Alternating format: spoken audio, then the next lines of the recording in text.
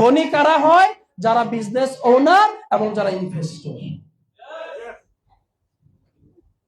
কেন এরা সফল আর এরা কেন সাধারণ? রবার্ট কিওসাকি বলছেন, এরা সারা জীবন কাজ করে ইনকাম করে।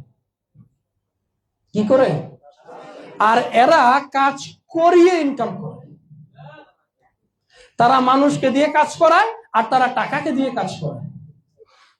এরা সারা জীবন একা একা কাজ করে আর এরা একটা দলকে দিয়ে, একটা টিমকে দিয়ে কাজ করায়। এরা সারা জীবন সেলস করে, এজন্য এদেরকে বলা হয় সেলসম্যান।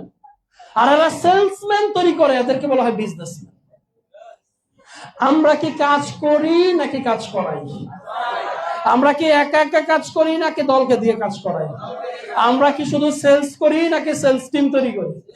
তাহলে এই পৃথিবীতে যারা সফল হয়েছে, যারা ধনী হয়েছে, তারা যেই কাজ করেছে, এক্সিলেন্ট ওয়ার্ল্ডে আমরা একই কাজ করছি, সুতরাং আমরাও ধনী হওয়ার পেশায় আছি। আপনাকে বুঝতে হবে কেন আপনি এক্সিলেন্ট ওয়ার্ল্ডে আপনার ক্যারিয়ারকে ডেভেলপ করবেন। এরা সময়কে ব্যয় করে আর এরা সময়কে বিনিয়োগ করে। ব্যয় মানে হলো আমি যতদিন সময় দিব ততদিন ইনকাম আসবে, আমি সময় না দিলে ইনকাম আসবে না। আর বিনিয়োগ মানে হলো আমি এখন সময় দিব, এখন ইনকাম পাবো, একটা সময় না দিল এখন যে সময় দিয়েছে এদের ইনকাম পাবো। হুমায়ুন আহমেদ বই লিখতে গিয়ে সময়কে ব্যয় করেছে না বিনিয়োগ করেছে? যমুনা গ্রুপের মালিক তার কোম্পানি করতে গিয়ে সময়কে ব্যয় করেছে না বিনিয়োগ করেছে?